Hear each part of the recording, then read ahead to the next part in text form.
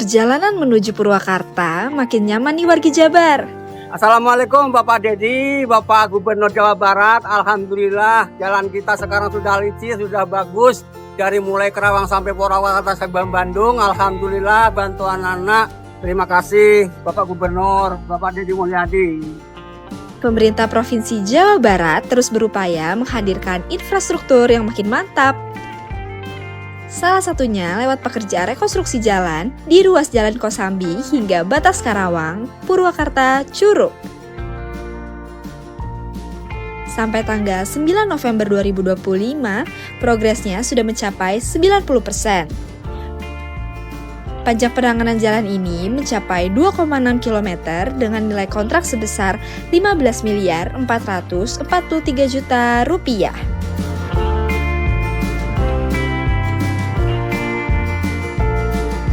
Proyek ini juga dikerjakan dengan semangat sabi lulungan. Ada 47 pekerja proyek jalan yang turun langsung, bergotong royong demi bikin jalan ini lecir dan siap dilintasi. Semoga Allah selalu membimbingmu dan biarlah angin menuntun langkahmu.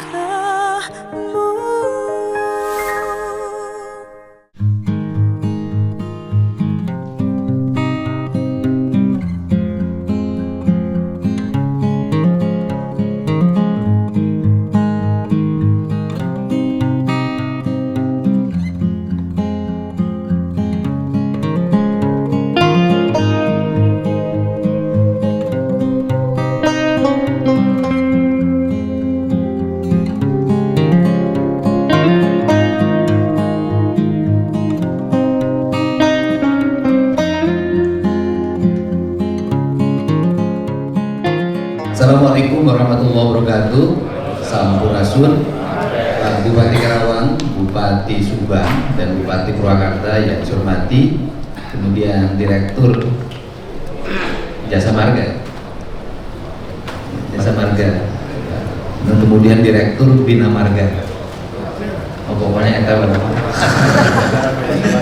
Jalan bebas hambatan. Kemudian Direktur dari PJT 2. Terima kasih.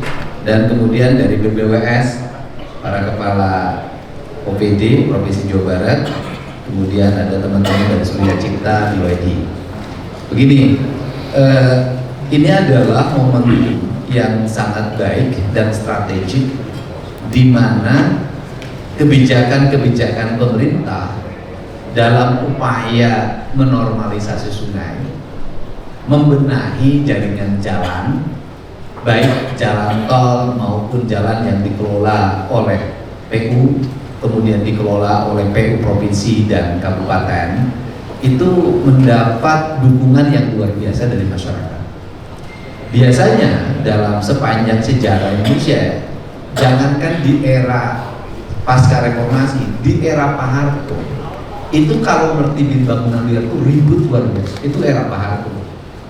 Tapi hari ini ribut itu adalah supporting dari warga meminta kepada pemerintah untuk tegas. Nah, kita bisa memahami ya, pasca era kepemimpinan Pak Harto ini, seluruh jaringan-jaringan irigasi itu mengalami penurunan kualitas dan kuantitasnya.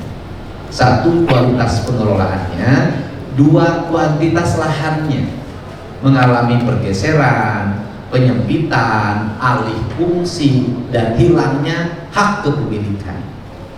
Itu bisa dibuktikan baik yang dikelola oleh BPWS, baik yang dikelola oleh PJT, baik yang dikelola oleh PSDA, baik juga yang dikelola marka jalan yang dikelola oleh PU Provinsi dan Kabupaten. Itu banyak yang bersertifikat.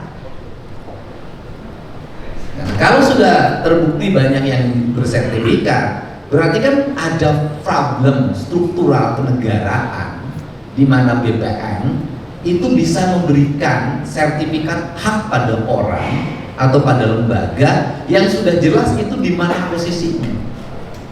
Ini karena kita bongkar itu di mana-mana. Tetapi biasanya kalau yang non sertifikat kita berhasil mengeksekusi. Begitu sertifikat kita berhenti karena mereka punya hak hukum. Nah ini. Kemudian setelah itu apa? Mikir lagi pembebasan. Dan kita tahu ya, BBWS ini kalau dibebasin seluruh bangunan yang di bantaran sungai yang dikelola BBWS 8 triliun dibutuhkan. Nah ini kan, nah, tetapi kita mulai dari yang tidak bersertifikat. Jadi tahap pertama adalah saya minta nanti apakah nanti dulu perasaan sudah MOU deh. Kemudian PKS-nya Pak SDA ya. Nanti dilanjutkan dengan PKS-nya bahwa pemerintah Provinsi Jawa Barat diberikan ruang untuk bersama-sama PJT dan BBWS untuk menormalisasi sungai. Kenapa? Kalau ngomong nggak punya duit ya provinsi itu yang paling repot sekarang itu duitnya paling berat lah. Tapi perasaan BBWS lebih berat dari provinsi. Nah, tetapi saya nggak bicara itu. Saya bicara persoalan kalau air sudah meluap, sudah banjir, gubernur dan bupati nggak bisa ngomong bahwa mohon maaf, ini sungai kewenangan PJT, ini sungai kewenangan BBWS. Nggak bisa, air itu nggak pernah ada nomenklaturnya. Nah sehingga saya ini cenderung menyelesaikan dari seluruh rangkaian penyelesaian ini, yang khusus di wilayah Karawang itu adalah yang BBWS Karanglegar. Nah kita ingin ada percepatan eksekusi. Karanglegar problemnya apa, masalahnya apa, kita selesaikan hari ini. Kemudian, dan ini bukan hanya untuk wilayah Purwakarta, Subang dan Kerawang, Bekasi semua, tetapi ini per blok akan saya selesaikan. Jadi misalnya yang tahun ini akan saya selesaikan blok ini sampai Bekasi sampai Bogor, satu blok. Itu cuman saya printnya aja salah memahami. Satu blok ini kita akan bereskan. Kemudian setelah itu nanti akan kami geser lagi ke blok mana, sehingga pekerjaannya tuh fokus penyelesaiannya. Dan paling utama problem air yang terbesar itu pasti dialami oleh warga Subang, warga Karawang, warga Bekasi, dan warga Bogor. Ini pasti problemnya di sini. Di sini yang paling berat.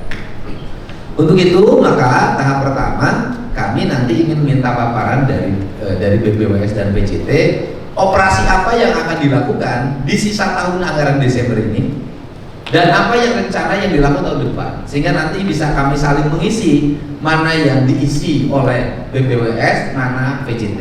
Nah, salah satu bentuk komitmen kami adalah agar biayanya tidak terlalu besar dan membengkak dan tidak dalam bentuk proyek kegiatan normalisasi, maka Pemprov Jabar akan membeli alat sebanyak-banyaknya. Biar kami modalnya cuma honor operator dan BBM. Karena kalau diproyekkan kami nggak sanggup duitnya. Tapi kalau beli alat kami sanggup. Dan saya yakin dengan kita menggunakan alat yang cukup, operator yang cukup, BBM yang cukup, itu efisiensinya bisa mencapai 70% dari total kebutuhan anggaran. Ya kan? Biasa kalau orang miskin itu kan kreatif. Itu biasanya. Nah ini yang dilakukan. Itu yang pertama. Yang kedua, untuk jalan. Nah, untuk jalan ini, yang pertama yang jalan-jalan nasional karena memang jangkauannya sangat luas, petugasnya terbatas. Kami juga ingin kerjasama ikut nanganin daerah-daerah yang di pinggir jalannya. Di situ ada bangunan liar, kemudian rumputnya tidak terurus dan segala macam, sehingga kami nanti bisa menata. Termasuk ada rencana kami ingin masang PJU Pak, karena tahap pertama PJU itu jalan provinsi selesai di tahun 2026 dan berikutnya kami akan masang di jalan nasional dan jalan provinsi. Nanti akan jadi temuan BPK kalau kami tidak punya MOU, ini bukan kewenangan segala macam. Tapi kalau gelap kan nggak pernah nanya warga ini. Nah ini yang akan menjadi prioritas kita. Kemudian yang berikutnya adalah gerbang tol. Kita ingin gerbang tol ini, kok gerbang tol di Bali itu rapi-rapi, gerbang tol di Jawa Tengah itu rapi-rapi, padahal jumlah penerimaan bayar tol itu Jawa Barat tertinggi menurut saya. Pasti paling tinggi Pak Jawa Barat tuh. Nah kenapa penerimaan pengelolaan jalan tol di Jawa Barat tertinggi, kok kayak nggak diurus gerbangnya, apalagi yang jalur Purwakarta itu begitu keluar gerbang tol menuju Jatiluhur ingatnya kematian. Kenapa? Karena seluruh mobil bekas tabrakan diparkir di situ. Padahal pengguna jalan tol punya hak untuk mendapat layanan tol yang memadai. Dan saya berkomitmen untuk bayar tol. Saya ditawari oleh Pak Dirut Jasa Marga untuk free. Saya nggak mau, saya bukan orang miskin. Saya tetap pengen bayar. Jadi kalau ada pejabat ditawari free kemudian terima, itu ciri pejabat yang miskin. Sudah dapat tunjangan, gaji cukup, tol aja gratis. Tepuk tangan dong, itu jangan mau. Pakai Purwakarta nggak boleh bayar. Kita orang-orang kaya, bukan orang-orang miskin, bukan orang terang bayar. Jadi yang pengen fasilitas gratis dari tol itu ciri orang-orang yang tidak punya kemampuan ekonomi. Harus dapat surat keterangan miskin dari kelurahan.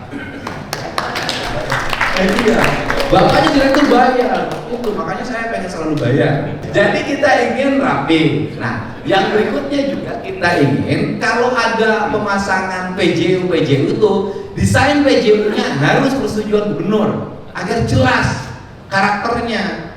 Nah, kalau tol di Jawa itu PJU-nya nggak jelas, ini kebudayaannya mana? Beda dengan tol di tempat lain, bagus-bagus. Jawa Barat tuh diberi nama goreng gue. Padahal duit paling banyak dari sini. Nah, kita ingin desainnya jelas. Nanti desainnya begitu masuk. Dan berikutnya juga nanti kita ingin di 2027 gerbang-gerbang tol semuanya menggunakan bangunan khas arsitektur Jawa Barat. Kalau Jasa Marga nggak mampu, bikin surat keterangan miskin, dibangunkan oleh provinsi. Nah, gitu. Setuju tidak? Bagus. Nah, termasuk Bupati Kerawang kan sudah menganggarkan uang untuk membangun Garap Jarwang Barat. Berapa? 21 miliar. Saking kayanya. Karawang Timur? Karawang Timur hampir 8 miliar. Karawang Timur itu Pak, itu gerbang tol paling jelek sedunia. Udah umum. Gitu. Nah, janganlah, kita ingin semua. Kenapa? Daerah-daerah yang menghasilkan uang semestinya mendapat prioritas layanan. Itu yang penting ya. Karena itu kan kalau gerbang tol macet berarti kan duitnya banyak yang masuk. Jangan sampai karena tidak ada internal, tidak ada wibawa politik, akhirnya uang dari sini membangunnya di tempat lain terus yang sepi. Jangan dong. Kita pengen ada rasa keadilan. Nah, ini yang akan menjadi fokus. Nah, yang terakhir adalah ini Surya Cipta BYD pengen ada akses sebelum gerbang tolnya selesai dibangun, pengen ada akses jalan untuk mengangkut bahan material. Penghitungannya kan gampang, tinggal dihitung berapa yang lewat, kemudian nanti akses masuknya kan bisa dibangunkan oleh BYD kan. Yang penting mobil bisa keluar langsung ke perusahaan dan gitu. Maksud saya untuk menunjang untuk apa? Karena kalau mereka dipaksa harus masuk jalan provinsi, jalan kabupaten, Pak, kasihanlah sama kita. Kita ini Desember ini ke arah BYD ini provinsi saja 250 miliar kita akan bangun. Kalau kemudian besok dihajar mobil yang 20 ton, 30 ton, kita buang duit. Makanya saya tahan dulu sekarang relanya. Jangan dulu saya bilang. Kenapa? Dan apalagi jalan kabupaten, kasihan kita ini. Karena sudah minusnya luar biasa. Nah ini, tetapi kalau aksesnya langsung ke situ, kemudian maka beban tol kan dipersiapkan untuk mobil-mobil dengan bertonase tinggi, sehingga kita ingin industri berjalan, kemudian infrastruktur terus mengalami peningkatan dan terkoneksi, termasuk juga saya akan dorong, termasuk kayak di Purwakarta itu kaki lima yang suka di gerbang tol itu nggak boleh ada lagi. Cikampek sekarang sudah dibangunkan di era saya dan diteruskan di era Om Jen. Jadi Om Jen itu tugasnya meneruskan, termasuk mantan saya terusin sama Bapak. Nah tadi ngeluh Pak, ngeluhnya apa? Kita ini sudah bangun bangunan, ngerapihin, kok harus sewa ke Jasa Marga 200 juta? Kan kita udah bangun, udah bantu tol.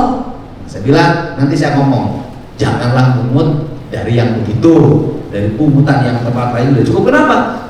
Pemda kabupatennya udah bagus, mau menata gerbang tol. Tidak boleh ada pedagang kaki lima, pedagang asongan di situ. Maka dipindahkan dalam sebuah area rest area yang dibangun oleh anggaran kabupaten, kan bagus. Karena seharusnya fasilitas itu dibuatkan oleh Jasa Marga. Tapi Jasa Marga nggak akan bikin fasilitas itu. Kenapa? Karena nggak ada uang sewanya.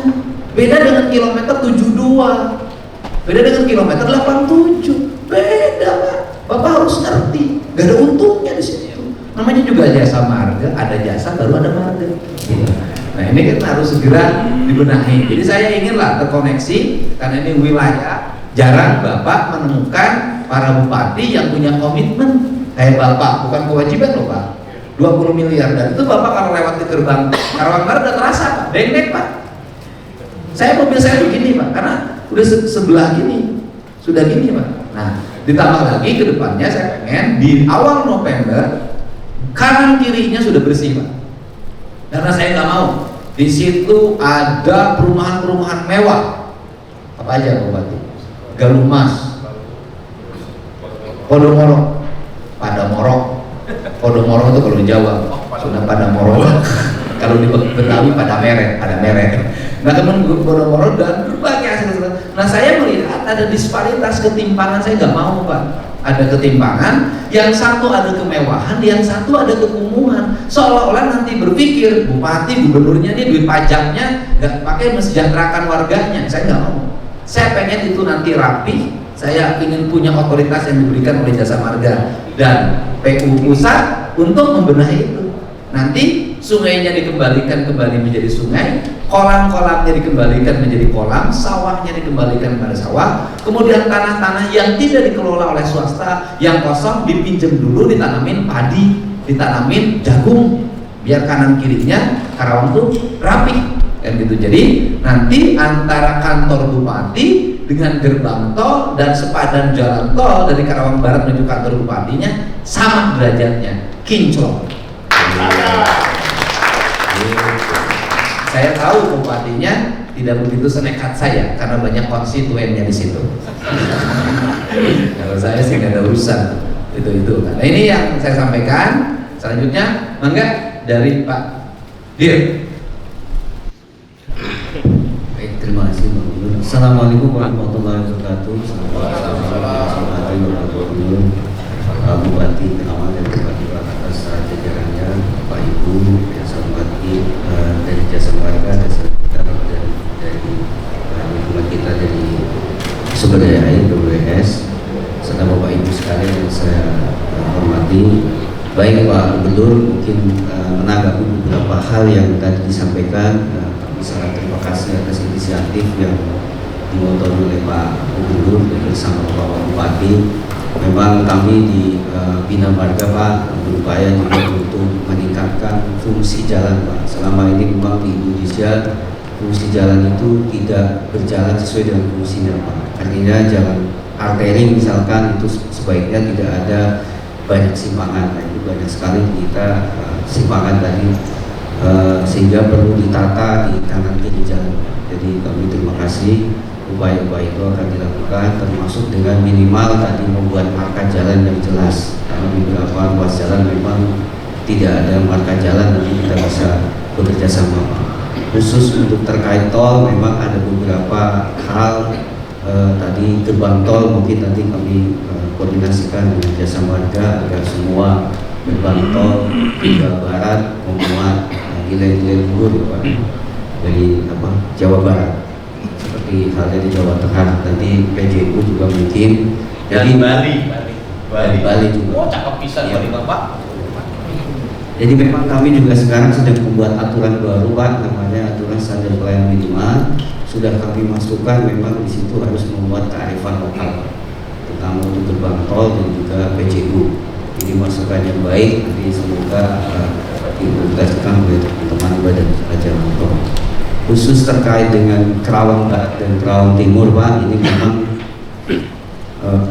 lama mungkin agak sedikit salah kaprah. Waktu itu memang kelihatannya itu nggak ada pagar Pak. Biasanya kalau keluar jalan tol itu kita harus ada pagar karena itu akses terbatas. Saya dulu dari 97 Pak, itu kebetulan dulu saya stafnya Pak Didi Pak. Jadi semua mampu di Teluk Jambe Pak, di jembatan Teluk Jambe. Memang itu tidak ada pembatasnya. Sampai hari ini akibatnya yang terjadi adalah bukaan-bukaan yang mungkin kita juga tidak tahu proses bagaimana. Dan sekarang kalau memang kita benahi bersama. Dan sudah beberapa kali memang kita melakukan rapat, ada beberapa hal yang mungkin perlu kejelasan masalah administrasi. Karena kami juga tidak mau dari yang disampaikan Pak Gubernur di belakang kena auditor. Jadi untuk Kerawang Barat mungkin nanti kita akan modifikasi apakah itu sekitar 200 atau 300 meter Pak, itu menjadi akses yang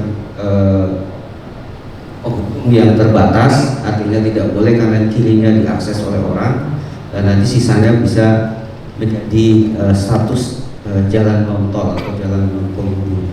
Nah itu nanti apakah oleh diserahkan ke Pemda atau provinsi atau ke kabupaten. Kalau tadi bilang Pak Gubernur yang banyak duitnya mungkin kemana? Semoga itu sekitar 1 kilo ya. 7 kilo ya. Tapi kelihatannya jalan udah bagus ya Kerawang Barat. Jadi mungkin tinggal nanti perapian saja. Kemudian yang Kerawang Timur memang kemudian kami juga baru lewat ke situ, cukup parah Pak, memang kondisinya dari dulu, dan di kanan kiri memang sudah banyak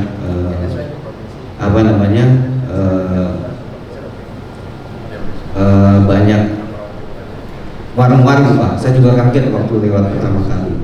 Tapi kita juga sedang exercise, ada kemungkinan ini sekitar 200-300 ya. 200-300 meter nanti itu tetap menjadi milik tol. Nanti kita bicara dengan Jasa Marga, sisanya nanti mungkin dari surat yang terakhir sepertinya Pak Bupati Kerawang Barat bersedia. Terima kasih Pak, tepuk tangan dulu. Baik Pak Direktur, mohon izin saya barusan diskusi dengan Pak Bupati karena dana transfer daerahnya turun hampir 1 triliun Pak.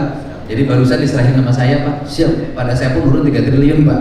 Jadi kita udah bagi 2 Pak. Siap. Karawang Barat Kepala PU tolong dicatatkan itu nanti digarap oleh provinsi. Terima kasih Pak. Karawang Timur oleh kabupaten. Siap. Karawang Barat itu kurang lebih 25 miliaran itu saya lihat. Karawang Timur kan 11. Jadi itu Pak. Siap Pak. Nanti kami ingin ada tertulisnya bisa. Oke, baik Pak, kami sini kita akan buat PKS bersama, bicarakan dengan Jasa Marga. Jadi mungkin nanti Jasa Marga biar benahin gerbang tolnya Pak. Ya, bisa aja ya Pak. Ya. Biar kenapa gerbang tol? Karena jalannya lurus. Kalau jalannya bulat gerbang til. Baik. Ya udah nanti kita koordinasikan Pak. Nanti Bapak serahin sama kita urus Pak. Pokoknya kinclong aja Pak. Percayakan pada duda.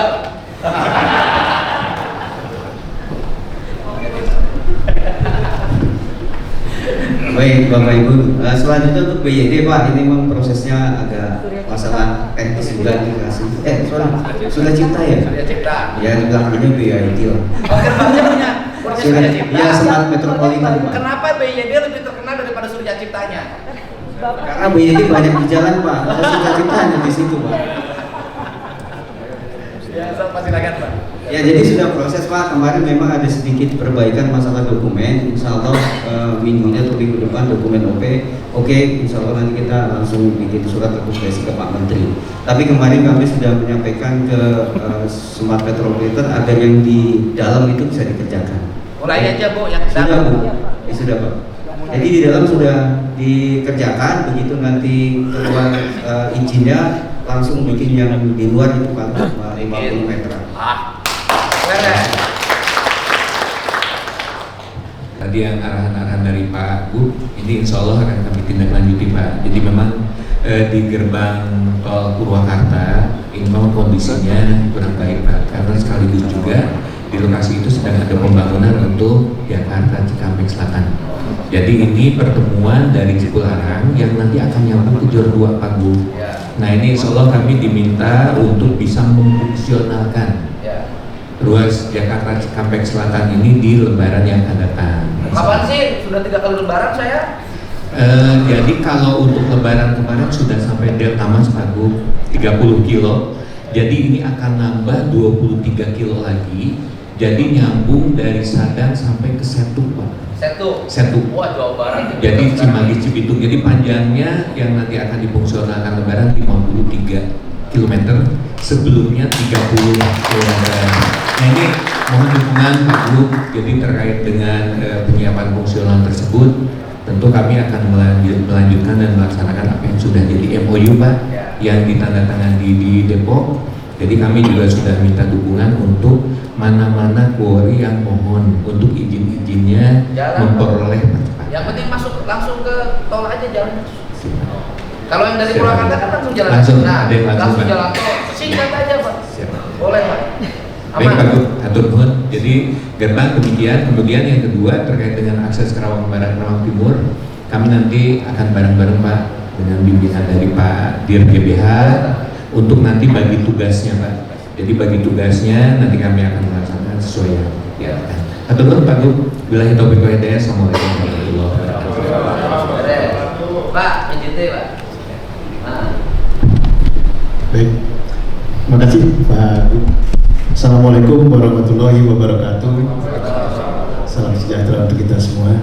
Sebelumnya terima kasih Pak Gub untuk arahan-arahan tadi terkait dengan penataan kawasan daerah aliran sungai, di mana dalam hal ini kami dari Perum Jasa Tirta II yang memang mendapat amanah dari pemerintah melalui Kementerian Teknis kami dari PU untuk melakukan pengelolaan sumber daya air di wilayah kerja kami. Salah satunya adalah wilayah Sungai Citarum. Tentunya kami berkolaborasi dan berkoordinasi dengan BPWS Citarum dalam pelaksanaan pengelolaan ini. Nah, terkait dengan penataan daerah aliran sungai ini, alhamdulillah kami dari PJT 2 sudah berkolaborasi dan menandatangani MOU bersama antara kami PJT 2 dengan pemerintah Kota Madia Bekasi, kemudian pemerintah Kabupaten Bekasi, dan juga pemerintah Kabupaten Purwakarta. Nah, tentunya hal ini sebagai dasar bagi kami bersama melakukan perbaikan di daerah aliran sungai itu, termasuk dalam hal normalisasi dan juga penertiban bangunan-bangunan liar dan juga pembersihan sampah. Kami di masing-masing wilayah sudah mensupport baik itu penyediaan alat-alat berat, kemudian pasca banjir kami kebetulan juga ikut support dari pemerintah daerah kabupaten dan kota untuk bagaimana kita menyediakan tenda darurat, kemudian alat-alat berat untuk bisa dibantukan untuk pelaksanaan normalisasi di daerah aliran sungai ini.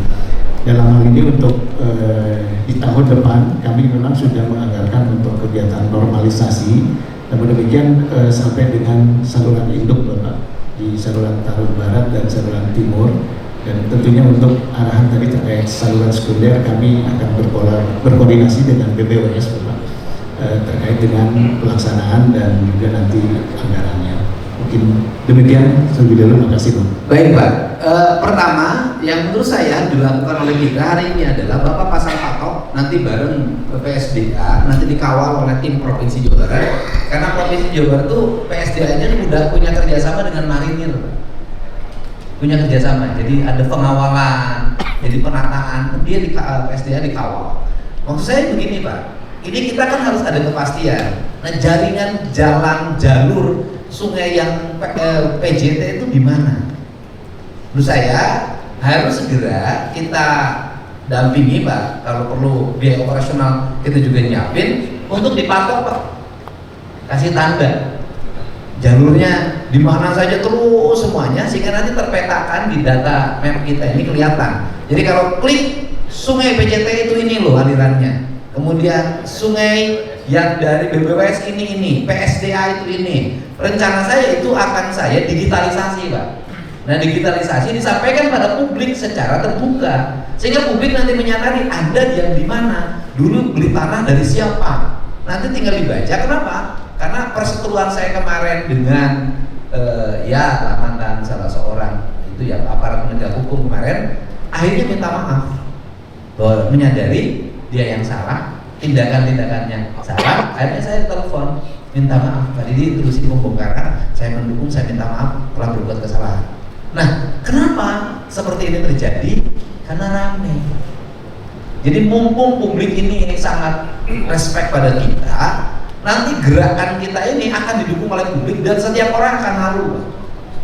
Apalagi biasanya yang bawa-bawa nama A, nama B, nama C itu malu kalau viral. Nah, misalnya kayak kasus Kerawang nih, besok mau saya eksekusi. Itu kan di atas sungai dibangun rumah 2 lantai, kemudian tempat kos 16 kamar. Itu baru 1 titik. Nah, saya contoh yang kemarin. Yang kemarin tanah Bapak yang PJT itu disewakan, satu disewakan 90 juta per tahun, yang satu disewakan 30 juta per tahun kali 5 tahun. Artinya kalau PJT mau bisnis sewa lahan, itu bisa menjadi sumber pendapatan. Sungainya benahi, nanti bikin titik-titik yang bisa disewakan. Bapak mah bangun Alfamart sama Indomart aja di situ udah bisa cukup itu pendapatan dibanding di yang lain. Artinya kenapa itu terjadi? Nah, tetapi saya dengar lagi di depannya itu Pak, di depan toko, sekarang tokonya udah kita bongkar, di belakangnya rumah makannya udah bongkar. Tapi katanya di depannya bersertifikat dan itu beririsan dengan jalan Karawang. Nah, ini harus bareng. Gitu loh. Nah, rencana saya sampaikan minggu depan saya akan mendatangi Kejaksaan Agung. Saya ingin bertemu dengan Jampitsus untuk minta bantuan pendampingan dan penyelidikan terhadap alih fungsi tanah negara. Gitu loh, alih fungsi tanah negara. Kenapa di situ? Karena negara kehilangan nilai lama. Ini kan aneh Pak. Orang sudah mendiami tanah negara, sudah untung. Mereka minta ganti rugi ke Pemprov. Kan dia sudah punya, misalnya dia sudah sewain ruko, udah tahunan, udah bikin kontrakan, udah dapat duit, harusnya terbalik, mereka bayar ke PJT. Kenapa? Karena dia mengkomersialisasikan tanah PJT tanpa membayar. Nah, ini yang mau tidak mau pasti ini bersentuhan, berhubungan dengan senior Bapak. Ya nggak apa-apa Pak, kan bukan Bapak ini senior. Nah, ini yang harus, kalau nggak gitu Pak, kalau kita nggak pakai serius ditanganin oleh APH, ini hanya rame sekarang habis itu hilang lagi. Saya pengen tuntas ini. Jadi biasanya pekerjaan yang saya tangani tuntas sampai selesai. Jadi nanti saya fokus selama saya memimpin adalah selama saya memimpin saya sudah bisa mengembalikan fungsi sungai sekian ratus kilometer, BBWS sekian ratus kilometer, PJT sekian ratus kilometer, kemudian PSD sekian ratus kilometer, mengembalikan fungsi situ. Nah, itu bilang tadi Bapak jangan setu sekian puluh kilo hektar gitu. Nah, nanti kan negara ke badan, kemudian saya ingin dorong untuk segera disertifikatkan. Nah, karena tanah yang kemarin sama Lurah Wadas itu, saya dengar kabar itu tanah PJT itu sudah dijual senilai 1,4 miliar. 1,4 miliar Pak, itu tempat Bapak dijual. Nah, ini kan kalau kepala desanya takut, bupatinya takut, gubernurnya takut digugat, saya pikir nggak berani. Kalau saya satu aja sekarang, laporkan saya kemanapun, saya akan maju terus, nggak akan pernah berhenti, karena saya ingin mengembalikan fungsi-fungsi negara. Gitu Pak. Resiko Pak. Kenapa saya berani? Karena saya kan tidak ada beban, orang istri aja nggak punya, biarin aja.